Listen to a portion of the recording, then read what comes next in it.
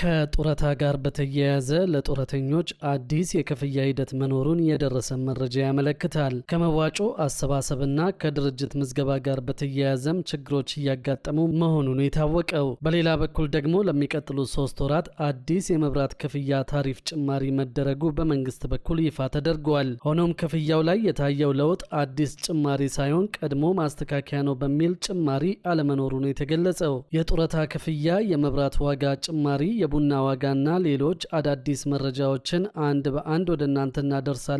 እስከ መጨረሻው አብራችሁን ቆዩ። ለሚቀጥሉት 3 ወራት አዲስ የመብራት የክፍያ ታሪፍ ጭማሪ መደረጉ በመንግስት በኩል ይፋ ተደረገ።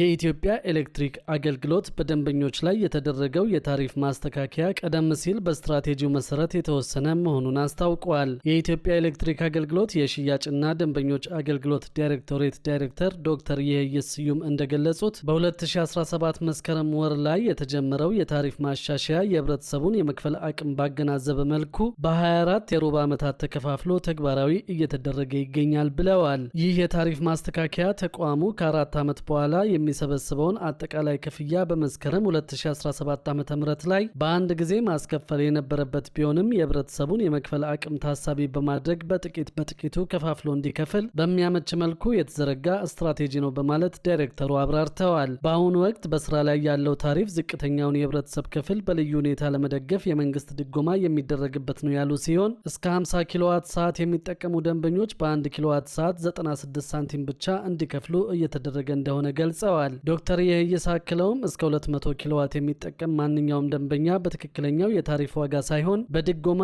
እንዲከፍል እየተደረገ ነው ብለዋል። ደንበኞች በአንድ ወር ውስጥ በተደጋጋሚ ኃይል ሲገዙ ስለሚገጥማቸው የዋጋ ልዩነት ሲያብራሩም የዋጋ አተማመን ስርዓቱ በ30 ቀናት ውስጥ የተጠቀሙትን አጠቃላይ የኃይል መጠን በአንድ ላይ ደምሮ ስለሚያሰላው የኪሎዋት መጠኑ ሲጨምር ታሪፉም አብሮ እንደሚጨምር አስገንዝበዋል። ይህንን ሁኔታ ተከትሎ የሚነሱ ቅሬታዎችን ለመፍታት ተቋሙ በየክፍለ ከተማው ከነዋሪዎች ጋር ሰፊ የግንዛቤ ማስጨበጫ ውይይቶችን እያደረገ ሲሆን ባለፉት 15 ቀናት ውስጥ ከፖሊሲ ጥናት ኢንስቲትዩት ጋር በመተባበር ለሚዲያ አካላት ስልጠና መስጠቱ ተገልጿል።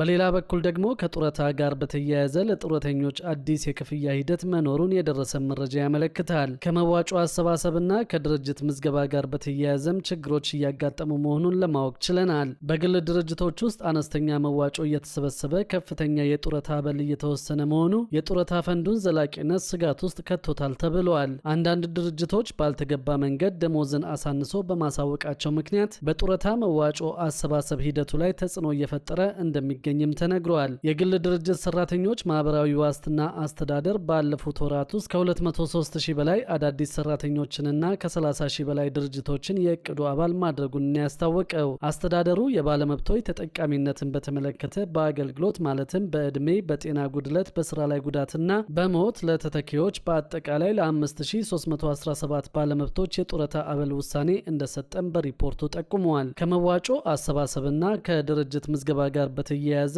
አስተዳደሩ ችግሮች እያጋጠሙት መሆኑን የታወቀው አንዳንድ ድርጅቶች ባልተገባ መንገድ ደሞዝን አሳንሶ በማሳወቃቸው ምክንያት በጡረታ መዋጮ አሰባሰብ ሂደቱ ላይ ተጽዕኖ አሳድሯል ብሏል አስተዳደሩ። ከዚህ በተጨማሪ አነስተኛ መዋጮ እየተሰበሰበ ከፍተኛ የጡረታ አበል እየተወሰነ መሆኑ የጡረታ ፈንዱን ዘላቂነት ላይ ስጋት ላይ መጣሉ በአስተዳደሩ በችግርነት ተነስቷል። የግል ድርጅት ሰራተኞች ማህበራዊ ዋስትና አስተዳደር ዋና ስራ አስፈጻሚ አቶ አባተ ምትኩ ዝቅተኛ የደሞዝ ወለል እስኪስተካከል ድረስ ድርጅቶች ታክስ የከፈሉበትን ትክክለኛ የደሞዝ መጠን በማየት ብቻ የጡረታ መዋጮውን በዚያው ልክ እንዲከፈል ጥብቅ ክትትል ማድረግ እንደሚገባ በሪፖርቱ የግምገማ መድረክ ላይ አሳስበዋል። በባለፉት 9 ወራት አስተዳደሩ በገቢ አሰባሰብ 39.7 ቢሊዮን ብር የጡረታ መዋጮ የተሰበሰበ እንደሆነም አስታውቋል። ከኢንቨስትመንት 16.9 ቢሊዮን ብር የግል ድርጅት ሰራተኞች ማህበራዊ ዋስትና አስተዳደር ትርፍ ማግኘት መቻሉን በሪፖርቱ ተጠቁመዋል። በሌላ በኩል ደግሞ ለሀገር ውስጥ የቡና ዋጋ መናር ዋነኛው ምክንያት የቡና ነጋዴዎች ምርቱን በተጋነነ ዋጋ በማቅረባቸው መሆኑ ታወቀ።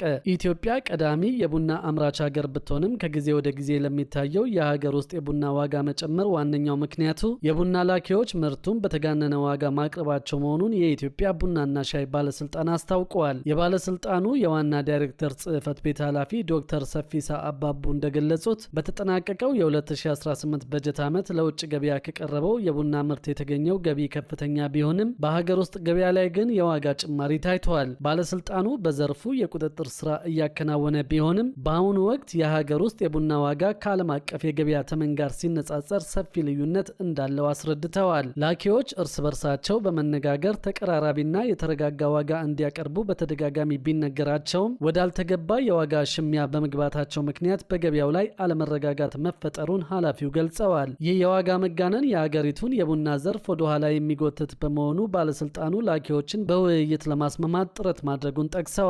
አያይዘውም በቀጣይ ዓመታት ኢትዮጵያን በዓለም ሁለተኛዋ የቡና አምራች ሀገር ለማድረግ የምርት ሽፋንን የማስፋትና ጥራትን የማስጠበቅ ስራ በጥብቅ እየተሰራ እንደሚገኝ ገልጸዋል። መንግስት ለቡና ዘርፍ በሰጠው ልዩ ትኩረት ምክንያት በ2018 በጀት ዓመት ኢትዮጵያ በታሪኳ ለመጀመሪያ ጊዜ ከቡና የወጪ ንግድ ከ3 ቢሊዮን ዶላር በላይ ገቢ ማግኘቷን ጠቅላይ ሚኒስትር አብይ አህመድ ከዚህ ቀደም መናገራቸው ይታወሳል። በሌላ በኩል ደግሞ የሂሳብና ኦዲት ባለሙያዎች ፈቃድ አሰጣጥን ለውጭ ሀገራት ባለሙያዎች ክፍት እንዲያደርግ ከዓለም አቀፍ ተቋማት ጥያቄ እየቀረበ መሆኑ ተገለጸ። የሂሳብ አያያዝና ኦዲት ቦርድ በአገር ቤት ያሉ ባለሙያዎችን ብቁ ሳናደርግ ዘርፉን ለውጭ ሀገራት ቢከፈት የውጭ ባለሙያዎች መራገፊያ መሆኑን ያመጣል፣ የአካውንቲንግ ዘርፍን ያቀጭጫል፣ ሀገር ከዘርፉ የምታገኘውን ገቢ ተመልሶ ከሀገር እንዲወጣ ምክንያት ይሆናል ብለዋል። የኢትዮጵያ የሂሳብ አያያዝና ኦዲት ቦርድ በአገር ቤት ላሉ የሂሳብና ኦዲት ባለሙያዎች የሙያ ፍቃድ ይሰጣል። በተሰጣቸው ፍቃድ መሰረት ህጉን ተከትለው እየሰሩ ተግባራዊ እያደረጉ መሆኑን እየተቆጣጠረ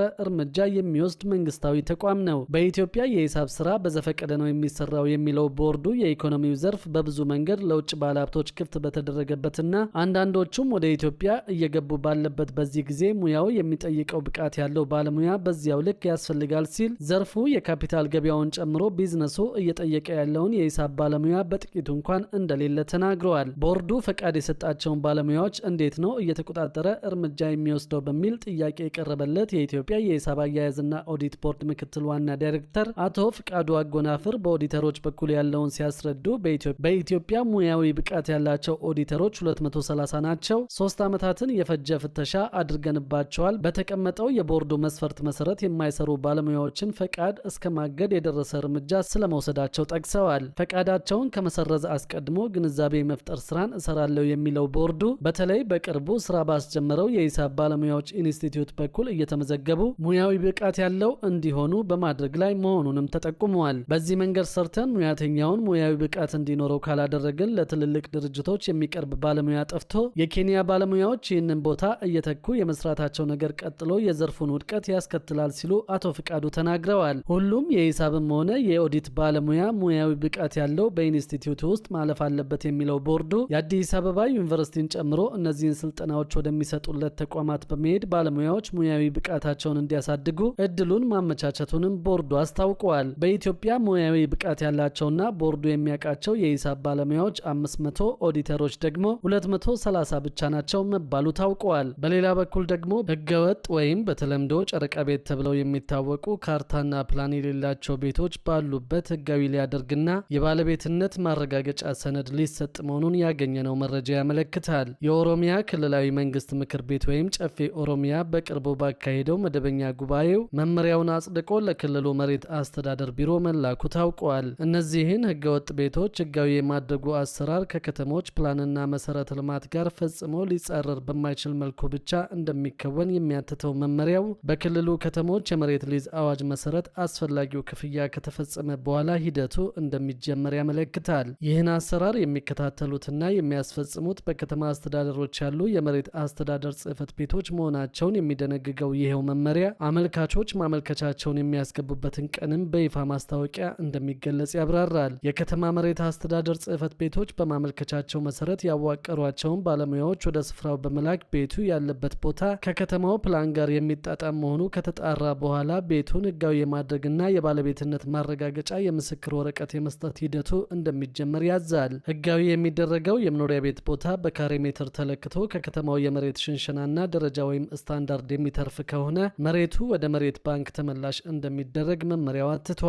እነዚህን ህገወጥ ቤቶች ህጋዊ የማድረግ ስራ ሸገር፣ አዳማና ቢሾፍቱ ከተሞችን እንደማያካትት በመመሪያው ላይ ተገልጿል። ክፍያን በተመለከተ በሊዝ አሰራር በሚተዳደሩ ከተሞች በከተማው የመሬት ደረጃ መሰረት የከተማ መሬት ሊዝ አዋጅ ከጸደቀበት ከጥር 24 2025 ዓ.ም ጀምሮ ያለውን የሊዝ ውዝፍ ክፍያ እንዲሁም ደግሞ የጣሪያና ግድግዳ ግብር ክፍያ አመልካች መክፈል እንደሚኖርበት መመሪያው ይደነግጋል። ይደነግጋል። በመሬት ሊዝ ስርዓት ስር ባልገቡ ከተሞች የሚገኙ ቤቶች ደግሞ ከጥር 24 2005 ጀምሮ በከተማው ደረጃ ተሰልቶ የመሬቱን ኪራይ እንዲሁም የጣሪያና ግድግዳ ግብር ክፍያ በተጨማሪም የክፍያውን 30 በመቶ ቅጣት መክፈል እንደሚጠበቅባቸው ሰነዱ ላይ ተጠቅሷል። ክፍያውን በአንድ ጊዜ ከፍለው ማጠናቀቅ ለማይችሉ ሰዎች በ2 ዓመታት ውስጥ በ4 ጊዜ ክፍያውን ከፍለው ማጠናቀቅ እንደሚችሉ የፈቀደው መመሪያው በተቀመጠው የጊዜ ገደብ ክፍያውን ከፍሎ ያላጠናቀቀ አመልካች ግን መሬቱ ህጋዊ እንደማይደረግለትና የከፈለውም ክፍያ መልሱ ብሎ መጠየቅ እንደማይችል አስጠንቅቋል። መመሪያዎችን በተቀመጠለት የጊዜ ገደብ ያልፈጸመ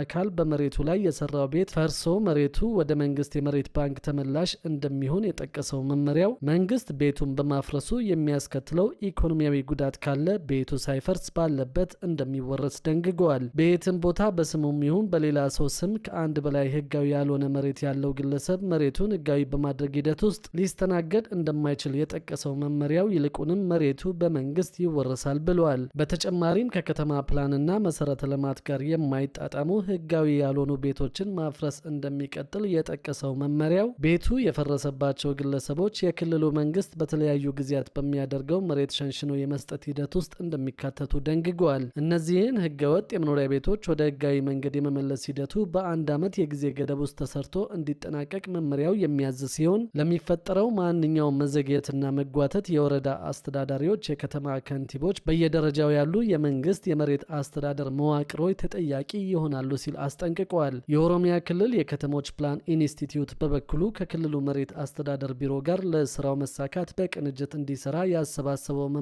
መመሪያው በአግባቡ ስራ ላይ መዋል አለመዋሉን እንዲቆጣጠር ጭምር አዟል። ይህ ስራ በዋናነት ኃላፊነት ወስደው የሚሰሩት የክልሉ የመሬት አስተዳደር ቢሮ፣ የክልሉ የከተማ ልማትና ቤቶች ቢሮ እንዲሁም ደግሞ የክልሉ የከተሞች ፕላን ኢንስቲትዩት መሆናቸውም ተመላክተዋል። መመሪያውን በየጊዜው በመከታተል ኦዲት የሚያደርጉ የክልሉ የመንግስት መዋቅሮች በመመሪያ ውስጥ የተዘረዘሩ ሲሆን እነሱም የፕሬዝደንቱ ጽህፈት ቤት፣ የክልሉ ጠቅላይ አቃቤ ህግ ቢሮ፣ የክልሉ ገንዘብ ቢሮ፣ የክልሉ የገቢዎች ቢሮ እንዲሁም ደግሞ የክልሉ እቅድና ልማት ኮሚሽን ናቸው። ለአንድ ሰው ከአንድ መሬት በላይ ህጋዊ ማድረግ ይህ መመሪያ ከወጣ በኋላ አስፈላጊው ማጣራት ሳይደረግና አመልካች የሚጠበቅበትን ክፍያ ሳይፈጽም ህጋዊ ላልሆኑ ቤቶች የመሬት ባለቤትነት የምስክር ወረቀት መስጠት ከባድ አስተዳደራዊ እርምጃ እንደሚያስወስድ ታውቀዋል። በሌላ በኩል ደግሞ በአዲስ አበባ የተተገበረው የዲጂታል ሪፎርም የመሬት አገልግሎትን በማዘመን ብልሹ አሰራርን በመቀነስና የገቢ አሰባሰብ ስርዓቱን በማጠናከር ውጤታማ ለውጥ ማምጣቱን የከተማው መሬት ልማትና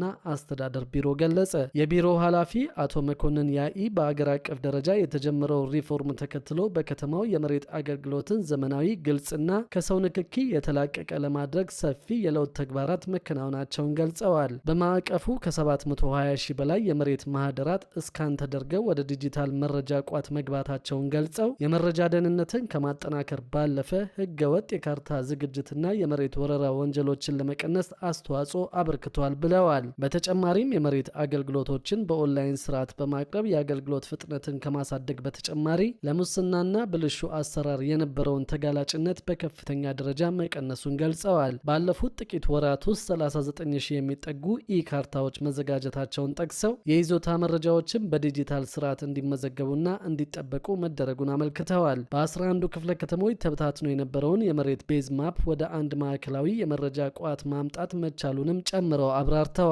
አቶ መኮንን እንዳሉት ቢሮ በሰው ሰራሽ አስተውሎት የታገዘ የተቀናጀ የመሬት መረጃ ስርዓት ወደ ስራ በማስገባት የሁለተኛ የመብት ፈጠራ፣ የካርታ ድርርቦችና ሌሎች የማጭበርበር ሙከራዎችን ከመፈጸማቸው በፊት የሚለይና ለባለይዞታዎች ማስጠንቀቂያ የሚሰጥ የቴክኖሎጂ አቅም መገንባቱን ተናግረዋል። በአዲስ መሶብ አገልግሎት ማዕከላት 14 የመሬት አገልግሎቶችን ወደ ዘመናዊ የአንድ ማዕከል ስርዓት በማስገባት በቀጣዮቹ 90 ቀናት በ11 ማዕከላት ሙሉ በሙሉ እንዲሰጡ እየተሰራ መሆኑን ገልጸዋል። አሰራሩ የአገልግሎት መዘግየትን በመቀነስ ሙስናን ለመግታት ከፍተኛ አስተዋጽኦ እንደሚያበረክት አመልክተዋል። የመሬት አገልግሎት ዲጂታላይዜሽን በገቢ አሰባሰብ ላይም ከፍተኛ ለውጥ ማምጣቱን ጠቁመው ከ5 ዓመታት በፊት ከ5 ቢሊዮን ብር ያልበለጠ የነበረው ከመሬትና ይዞታ የሚገኝ ገቢ በ2018 በጀት ዓመት 19.5 ቢሊዮን ብር መድረሱን ተናግረዋል። በመሬት ዘርፉ የሚፈጸሙ ህገወጥ ድርጊቶችን ለመከላከልና ተጠያቂነትን ለማሰን በርካታ አመራሮችና ሰራተኞች ላይ ህጋዊ እርምጃ መወሰዱን ገልጸው ይህም አገልግሎቱን ግልጽ፣ ተጠያቂና ለተገልጋዮች አስተማማኝ ለማድረግ ትልቅ አስተዋጽኦ አስተዋጽኦ እያበረከተ መሆኑን አስረድተዋል። በሌላ በኩል ደግሞ መንግስት የጤና ተቋማትን በተመለከተ ጠንከር ያለ መግለጫ አውጥተዋል። በዚህም መሰረት በትራፊክ አደጋ ጉዳት ደርሶበት ወደ ሕክምና ተቋማት ያመራ ማንኛውም ሰው እስከ 15000 ብር የሚደርስ አስቸኳይ የነጻ ሕክምና አገልግሎት እንዲያገኝ የሚፈቅደውን መመሪያ ተግባራዊ የሚያደርጉ ተቋማትና የሕክምና ባለሙያዎች በሕግ ይጠየቃሉ ተብሏል። የመንገድ ደህንነትና መድን ፈንድ አገልግሎት እንዳስታወቀው የመንግስትም ሆነ የግል ሕክምና ተቋማት ጉዳት ደርሶበት የሚመጣን ማንኛውም ግለሰብ በነጻ የመርዳት ግዴታ ቢኖርባቸውም አንዳንድ ተቋማት በመመሪያው የታዘዘውን አሰራር ተግባራዊ እያደረጉ አይደለም። መመሪያውን ተላልፈው የተገኙ የሕክምና ባለሙያዎችና ተቋማቱ እርምጃ ይወሰድባቸዋል ሲሉ ማስጠንቀቂያ የሰጡት የአገልግሎቱ የህዝብ ግንኙነት አስተባባሪ አቶ ሱራፌል ብርሃኑ ሁሉም የሕክምና ተቋማት ለትራፊክ አደጋ ተጎጂዎች ያለምንም ቅድመ ሁኔታ አስቸኳይ የሕክምና እርዳታ መስጠት እንዳለባቸው አጽንኦት ሰጥተዋል። ይህ ግዴታ የተቀመጠው ከ2005 ዓ.ም ጀምሮ እንደሆነ ያስታወሱት አስተባባሪው በወቅቱ የወጣው ተቋማቱ እስከ 2000 ብር የሚደርስ ሕክምና በነጻ እንዲሰጡ የሚያዘው መመሪያ ተሻሽሎ 15000 ብር መደረጉን ተናግረዋል። አስተባባሪው አቶ ሱራፌል ምንም እንኳን ስልጠናና መመሪያ በተደጋጋሚ ቢሰጥም ጥቂት የማይባሉ የጤና ተቋማት ሕጉን አላውቀውም የሚል ምክንያት አገልግሎቱን ከመስጠት መቆጠባቸው ለቅጣት ይዳርጋቸዋል ሲሉ አስጠንቅቀዋል። ተመሳሳይ ጥፋት የተገኘባቸው ሕግን የማያከብሩ ተቋማትን በወጡ ደንብና መመሪያዎች መሰረት ተጠያቂ ለማድረግም ለሕግ አስከባሪ አካላት ስልጠና እንደሚሰጥ አብራርተዋል። የጤና ተቋማት ለነጻ አስቸኳይ ሕክምና ያወጡት ወጪ ተመላሽ እንደሚደረግ ያስረዱት አቶ ሱራፌል ፈንዱ ይህንን ነጻ አስቸኳይ ሕክምና ለማስፈጸም የሚያስችል ገንዘብ የሚያሰባስበው ከራሱ መዋጮ በተጨማሪ ከኢንሹራንስ ኩባንያዎች እንደሆነ ተገልጿል። የተሰበሰበው ገንዘብ ከጤና ሚኒስቴር ጋር በመተባበር ለተጎጂዎች ድጋፍ እንደሚውልም ታውቋል።